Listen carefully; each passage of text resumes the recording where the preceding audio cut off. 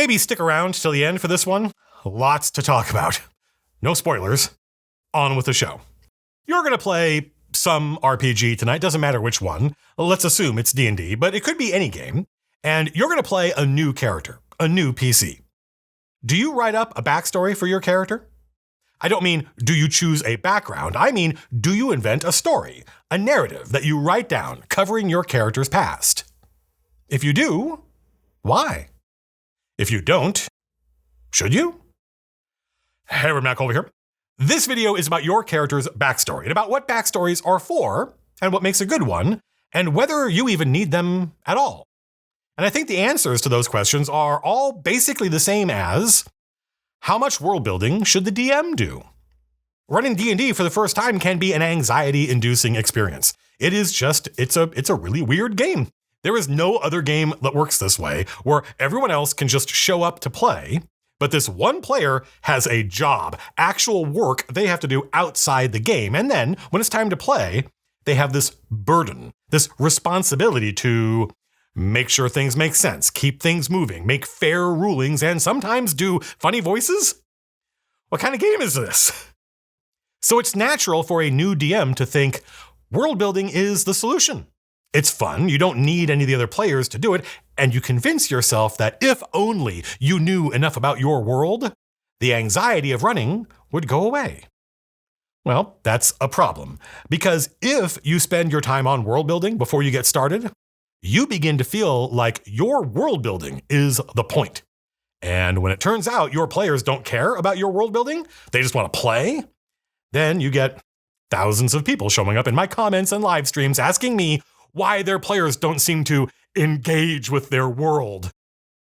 In reality, the only thing that's going to relieve the anxiety of getting started is getting started.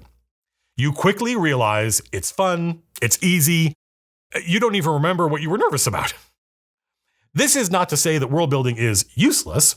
It depends on what you're trying to do. But I think if you've never run before and you want to run, your goal should be get behind the screen as quickly as possible. As soon as you start running the game, you are learning how to get better at running the game. But eventually you get started and you've got some experience under your belt and you're like, okay, I got this. And now it's time to think about how much world building should you be doing? The reality is you need an amount of world building between 0 and a lot.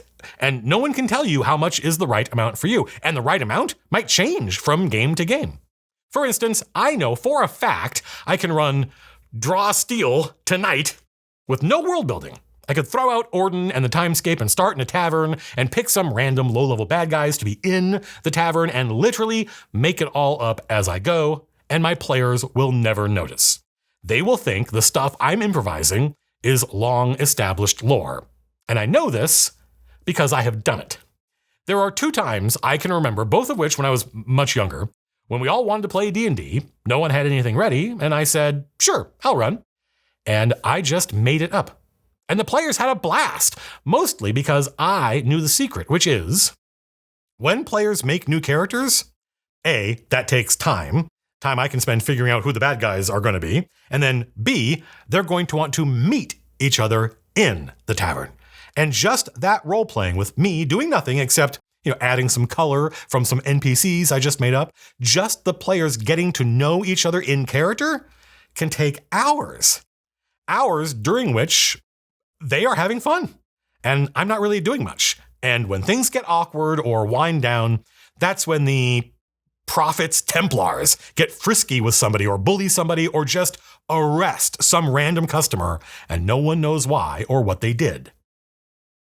Now, I do not know who this prophet is or why they have Templars. I literally just made that up on the spot as I was writing this script. But here's the thing. I want to know. I made up something that sounded and felt new and fresh to me. Usually my game is about the Baron and their knights or the evil dwarves, but I'm tired of that, so I thought, what about the prophet? Who is this person? And what are they a prophet of? The fact that I am dying to know more and I'm the one that made it up, that's good world building. Makes me want to figure out who, what, and why. In spite of this, I almost never start from zero like that. I usually want to know a little bit about the local area. Not a lot, maybe a weekend's worth of notes, because I want a list of things people in the world can reference and talk about in those moments where the PCs start to move in the world. I want the world to move too, so it seems real to them, just like their characters do. I'll give you an example. I am running Draw Steel now every week for my friends, many of whom you would recognize from the chain of Acheron. And so I invented the Duchy of Argoth. I made a list of the kinds of things I would expect to see on a map of a duchy in Vasloria. I wrote swamp, woad, mountains, hills, dwarf city, Hawklord Weir, Fey Court, ruined keep. 8 things. 8 new, unique things, but all variations on the kinds of things you can find anywhere in Vasloria. The point isn't to cram a bunch of stuff in here no one's ever heard of before, like yogurt men who ride flying war swordfish into battle. I like the classic fantasy, fake medieval Europe nonsense. I actually like it, even though sometimes I get bored of it. So it's fun for me to put new spins on old ideas. It took me maybe an hour to come up with what swamp, what's going on in there, what woad, what makes it cool and unique from other woads. It was fun. It didn't take long, and it immediately paid off when Phil showed up to play a Revenant Fury from Vanagar named Draugr. Now, I am not making this up. I had already named the woad in the Duchy of Argoth. Woads tend to be named on whatever kinds of creatures are dominant there. And I thought, I don't know, I'm tired of like centaurs and bear people and wasp people. That's boring. What if this elf forest was really haunted? It's the ghost woad, and the Old Norse term for ghost is Draugr, the Draugr woad. That is all I know about it. Why is it called that? I don't know. We've been playing for weeks, and I still don't know. But I am real curious to find out. So it was this little miracle that Phil named his character after the Viking word for ghost, because he thought, being a revenant from Vanagar, that's what others would call him. So when he walks into town, these guards, not being disrespectful, they are in awe of him. They think he might literally be a ghost. So one of them, overcome with curiosity, just pokes Phil's character to see if he's real. And Draugr can hear them afterwards sort of bickering. No, he's not. He's not a ghost. He's solid, flesh. Phil still does not know that these people think he's from the Draugr woad. When he introduced himself as Draugr, the regent was like, yeah, that's obvious. When he does find out, it is going to be amazing, right? Super fun, total coincidence. And it all came out of I don't know, maybe an hour's world building. I don't feel like I need to know everything about this place because I know I don't. But I like knowing a little. I like having at least a short list of people and places I can use when cool moments like that come up at the table. I don't use world building as an excuse to put off playing. I just want some material to use as ingredients for the nonsense I invent at the table. I don't need it. I could improv a whole session if I felt like it, but I have a style, and it's mostly about names and points of interest. So, there is not a right amount of world building. For Capital, I spent months building it out before we played. Some of it we did live here on YouTube.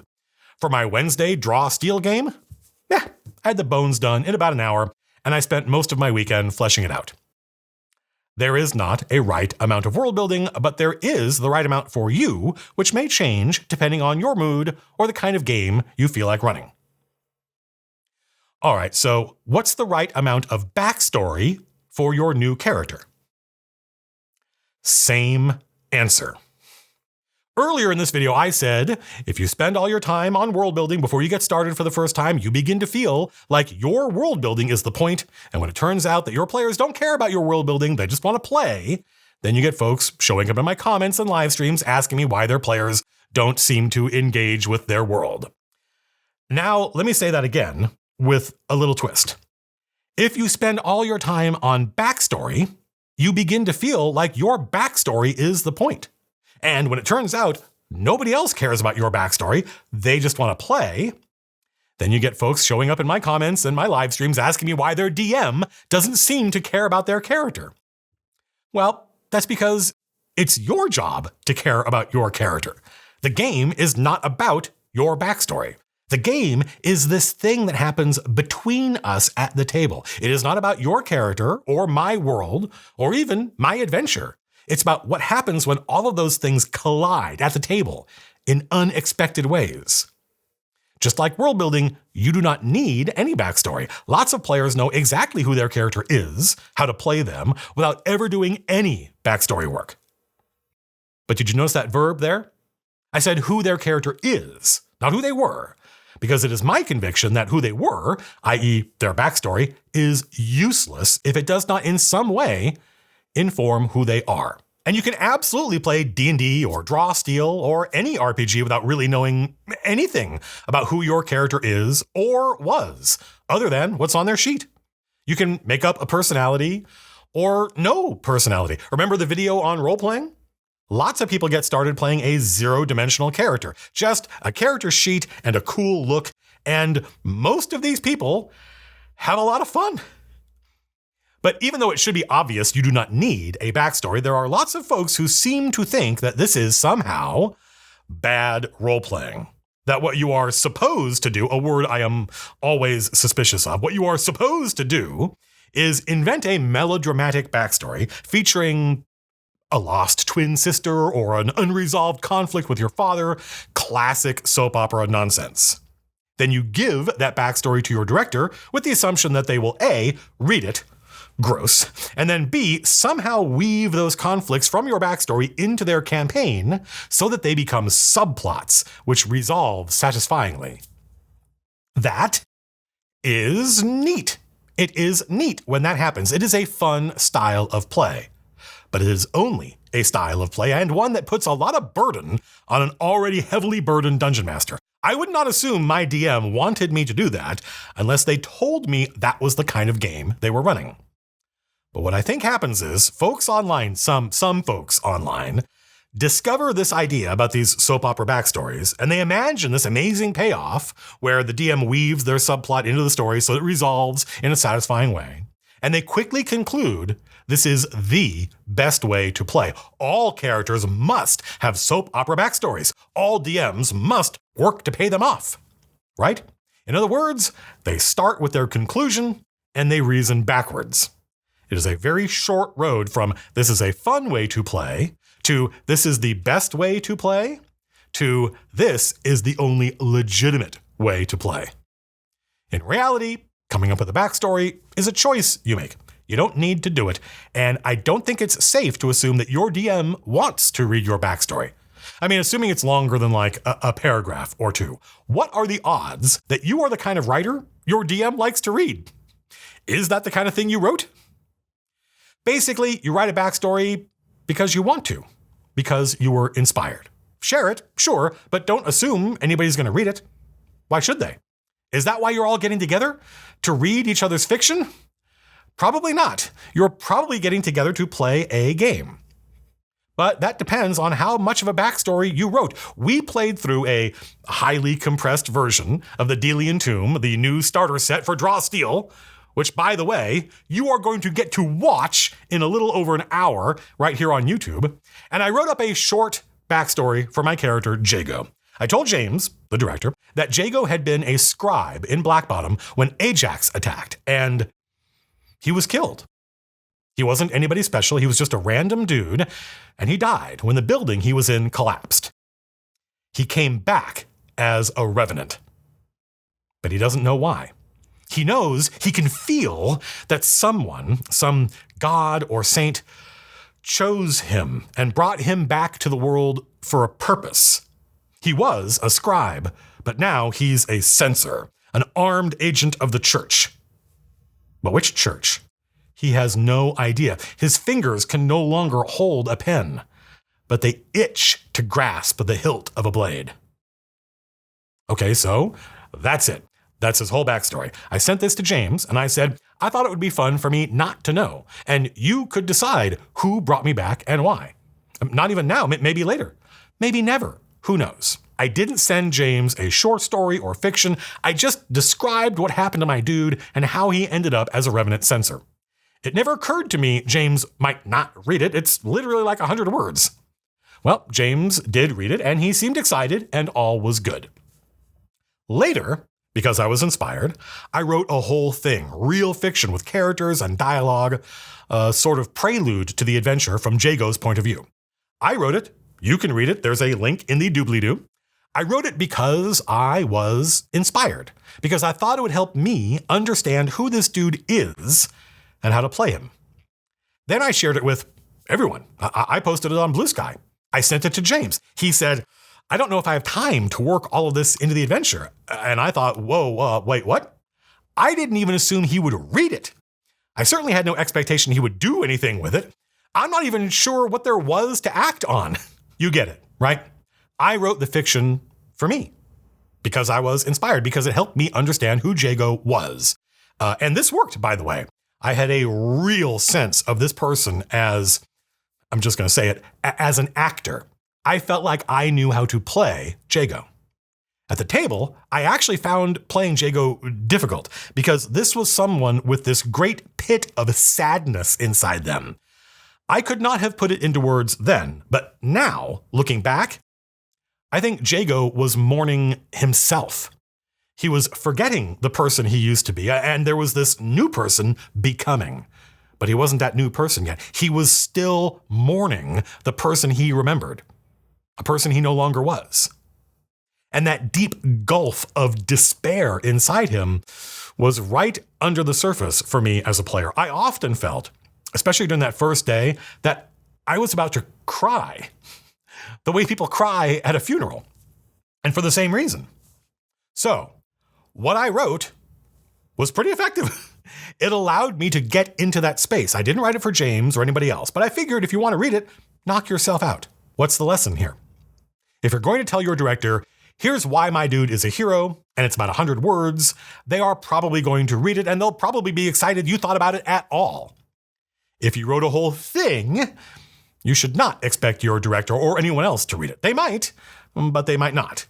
Unless they asked for it. My audience is almost exclusively DMs for obvious reasons, but players, just remember, your DM already has a lot of work to do. Work you don't even have to worry about. Throwing thousands of words of what is probably not the best prose they've ever read at them, and then expecting they're going to read it, maybe relax a little on that. Let it inform how you play your character, but don't make that backstory a requirement of play for other people. I don't even usually consider my own character's backstory canonical. This is just what might have happened. It's my director's world. Some of what I wrote might not even make sense. So I never assume the director is going to use what I wrote. When I first got started making D&D videos, I explained to new DMs, you do not have to know how your players' characters work. You don't need to know how the paladin's smite works or how the rogue's sneak attack works. That is their job. You only need to get involved when you're playing and they're doing their thing and you think, hang on, it can't possibly work that way. And then you audit that rule. Happens all the time, perfectly natural. Well, there was this whole cohort of people online who didn't like that. They very loudly tried to say, you cannot be a DM until you know how all the rules work, which just seemed like a patently absurd thing to say, and the kind of thing very online people tend to say. Their experience of D&D is largely theoretical because while they love the culture of the game, they just don't get to play that often. So they create this sort of utopian ideal of what the game should be, and then run around online chastising people who don't conform to that ideal. Meanwhile, the new DMs watching my videos just collectively sighed a massive sigh of relief and said, oh, thank God, and just got on with the real work of being a DM, creating adventures, creating tension, keeping things flowing at the table, listening to their players, getting a feel for what's working and what's not. Well, this is sort of like that. When I have made this point in the past, there are usually some folks watching who can be relied upon to say, if you're not going to read your players' backstories and weave their soap opera nonsense into your game, why are you even a DM? I am here to give you permission to ignore those people. If your players write stuff and you want to read it, awesome. If you don't, that's fine. I don't read things all the time. I haven't read most things.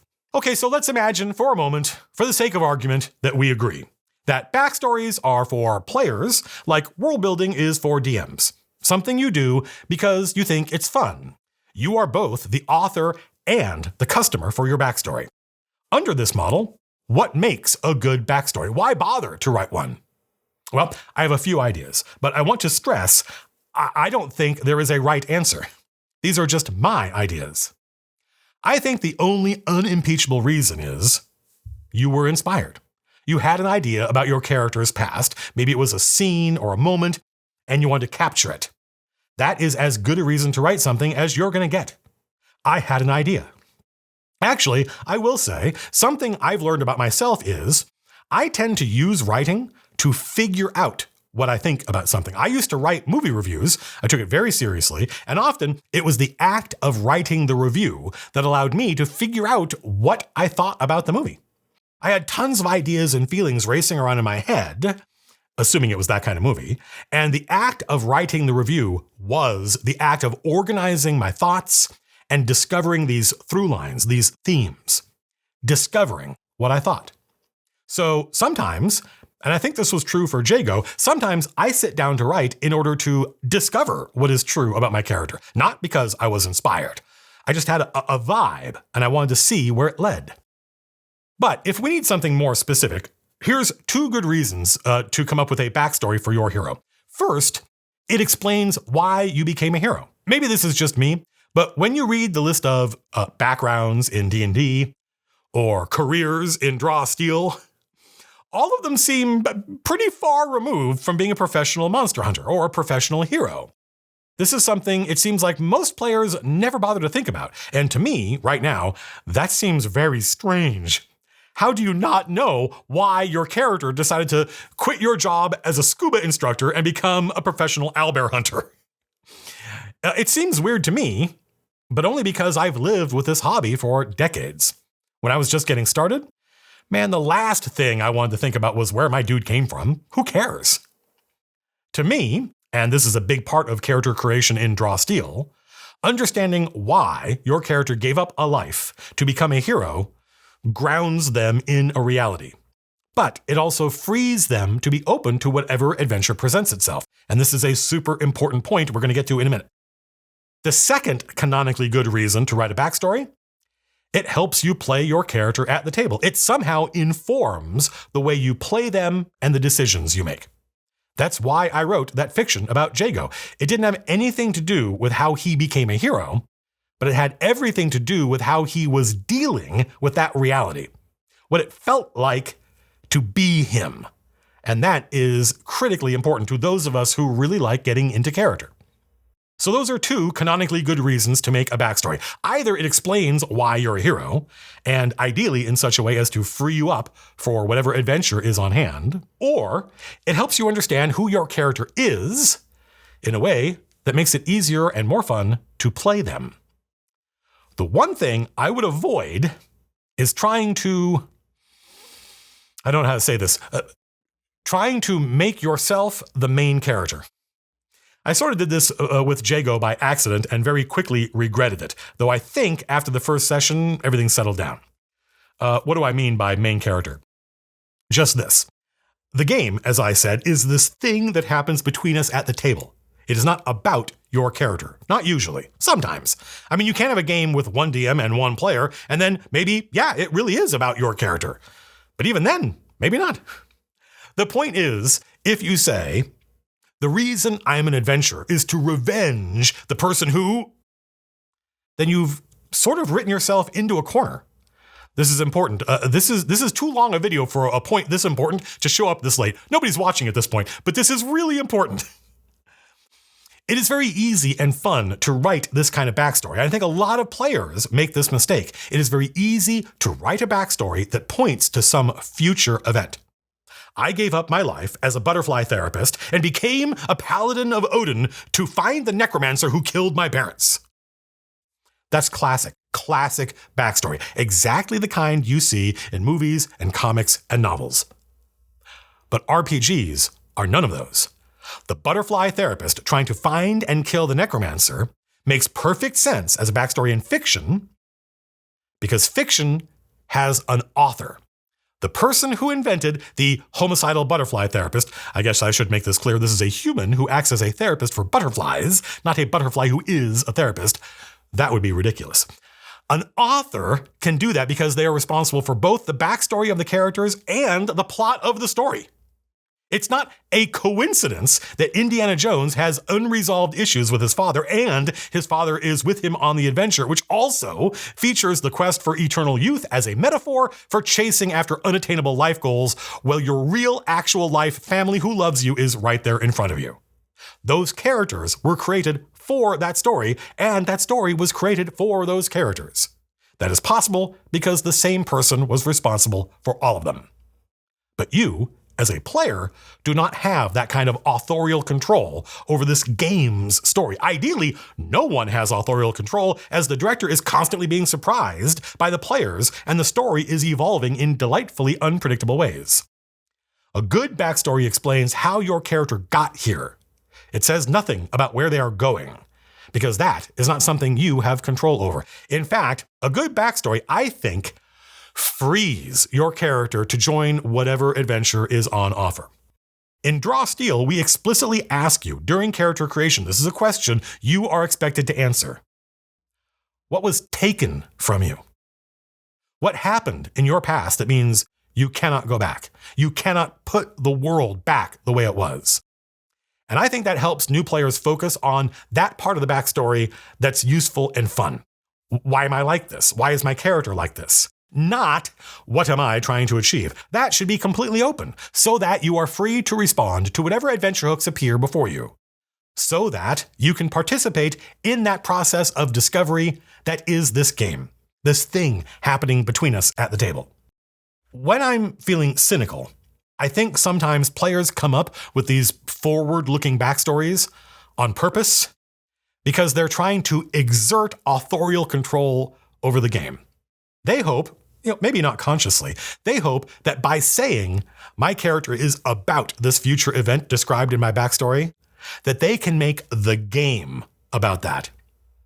But unless your DM explicitly said that's what they wanted the game to be about, you should assume it's a bad idea.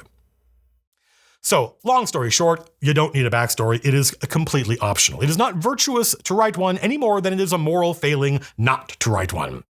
If you do write one, make a backstory that explains why you're a hero, or that helps you understand how to play your character. If you write something short, like 2 paragraphs, 100 words, it is reasonable to expect your DM to read it. If you write something any longer than that, share it all you want, sure, but do not expect anyone is going to read it. Thanks for watching, folks. Next video?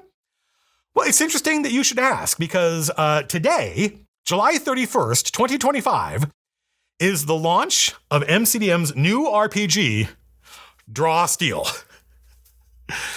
This is our new flagship RPG. It is done. The PDFs are available in the store now. The physical books are printing as we speak. It was an enormous amount of work getting this game done. We are hugely proud of it, and there is a lot to talk about. If you are the kind of person who watches my videos, and you are, we think you would like this game. But this video is already long enough. So if you are watching this live on Thursday, the 31st, as part of the premiere, just stay here and the Draw Steel live stream will start. We're going to spend an hour, maybe 90 minutes talking about the game. Come by and ask whatever questions you got. I say come by, really I should say, just sit tight. And then after the live stream, then you get the first episode of the Delian Tomb. That's right, the classic adventure I built, basically live as I recorded those videos back in 2016, has been reworked into the official Start Here adventure for Draw Steel. I'm not going to pitch the whole thing. It's got the original dungeon in it, but there's a lot more fun, and it's designed as a tutorial for Draw Steel. It teaches you as you play, both players and directors. That product is also done and available in the store now. And you get to watch us play it today. Or, whenever you're watching this. And I can't believe that this year of all years, I'm not going to Gen Con. If you are at Gen Con 2025, August, this Gen Con coming up right now, You can go to any of the 4 ChessX booths, and it's a miracle to me that we got to partner with ChessX on this. Legendary dice manufacturer, distributor, been around for longer than I've been in the business, folks. You can go to any of the ChessX booths and you can get the Delian Tomb, the starter set for Draw Steel, in this little dice box. You buy, and it comes with its own Draw Steel dice, including the 20-sided D10s, 2 of those, and a D3, which are the dice you need to play the game. And inside here, by some little miracle called Print and Play, there is a PDF, technically a QR code, that will take you to the store with instructions as to how to apply a discount code and all that, but it'll end up being free when you check out, and you will get, for the price of this dice box, you will get the Delian Tomb, all the little booklets, the adventure booklet, the how to get started, all that stuff, pre-generated characters, all in this dice box. And then at Gen Con, you could run it from your phone. It's a PDF, right? The product is only a PDF right now. You could run it from your phone. You could run it from your tablet. You could run it from your laptop. You could go to Kinko's, which they don't call Kinko's anymore. They call FedEx Office, and have them print it out.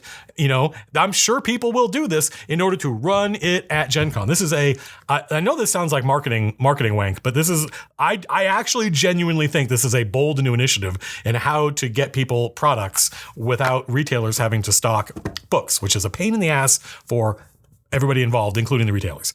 So if you're at Gen Con, go get the Delian Tomb. It teaches you how to play step by step.